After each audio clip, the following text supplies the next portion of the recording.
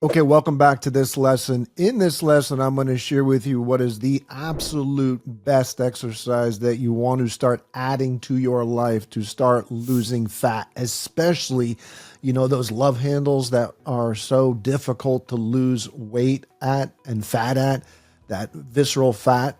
That is what this will absolutely help melt off those love handles. So to do this, as always, I like to head over to my board to kind of give you a little synopsis of what takes place and teach you some really good stuff. So come on with me. We can figure this thing out together. Let's get this thing rocking and rolling so you could live a healthier lifestyle. Okay, so the key thing with this lesson is we want to focus on losing fat and not weight loss. Remember, when you lose weight, you lose a heck of a lot of muscle, and muscle, as you've heard me say in some of my other lessons and videos, is your lifeline. That is your longevity. That is everything. You must do everything you can to hang on to your muscle. So here we go.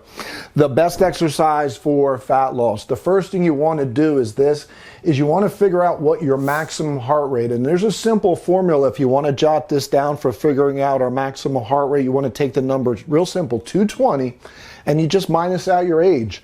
And whatever that number left over is, that's your maximum heart rate. So here's an example. A 40-year-old person will take 220 minus their age, and they'll have a 180 maximum beats per minute as their maximum heart rate. Now, there are 5 zones when it comes down to levels of exercise. Level 1 is 50 to 60% of your maximum heart rate. Level 2 is 60 to 70% of your maximum heart rate. Zone 3, 70 to 80. Zone 4, 80 to 90, and then zone 5 is pretty much 90 to 100% of maximum heart rate. The question is then, which one of these you would think burns the most amount of fat? Now, intellectually, you would think the higher you get your heart rate, the more fat you're going to go out there and burn. And that's where people get this wrong.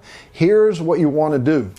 Studies show that by staying in what is called a zone 2, which is low intensity, steady state exercise, you will actually burn the most amount of fat. So let me give an example of a heart rate for me. Let me grab my phone. I just dropped it here. Stay with me on this, gang.